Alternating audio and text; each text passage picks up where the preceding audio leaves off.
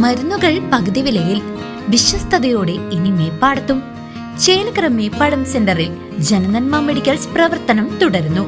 ഉതുവടിക്കും പാഞ്ഞാളിനും പിന്നാലെ നന്മ മെഡിക്കൽ ഗ്രൂപ്പിന്റെ ഏറ്റവും മികച്ച സേവനങ്ങൾ ഇനി മേപ്പാടത്തുകാർക്കും സ്വന്തം.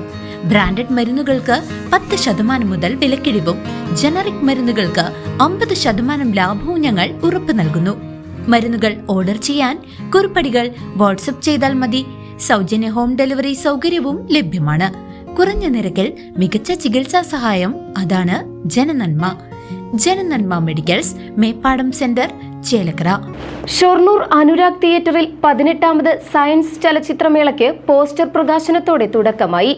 ഔദ്യോഗിക ഉദ്ഘാടനം വെള്ളിയാഴ്ച വൈകിട്ട് 6 മണിക്ക് നടക്കും.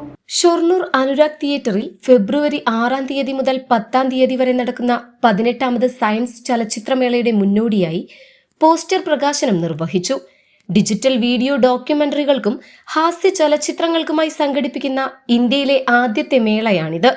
Shoranur municipality chairperson advocate P Nirmala വ്യാഴാഴ്ച വൈകിട്ട് അനുരാഗ് തിയേറ്ററിൽ വെച്ച് പോസ്റ്റർ പ്രകാശനം ഉദ്ഘാടനം ചെയ്തു. 20ഓളം ചിത്രങ്ങളാണ് ഈ മേളയിൽ പ്രദർശിപ്പിക്കപ്പെടുന്നത്.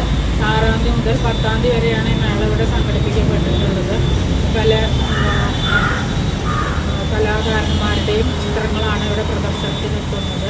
ഇതിൻ്റെ ഭാരവാഹികളായിട്ടുള്ള എം.ആർ. മുരളി അവർ, പിന്നെ കൃഷ്ണാസ് അവർ, മറ്റിവിടെ എത്തിച്ചേർന്നിട്ടുള്ള ആൻഡ്രൂ മാറട്ടൻ, രാജീവ്, ജോർജ് മാഷ്, അങ്ങനെ എല്ലാവരോടും ഈ വേദിയിലേക്ക് സ്വാഗതം ചെയ്യുന്നു.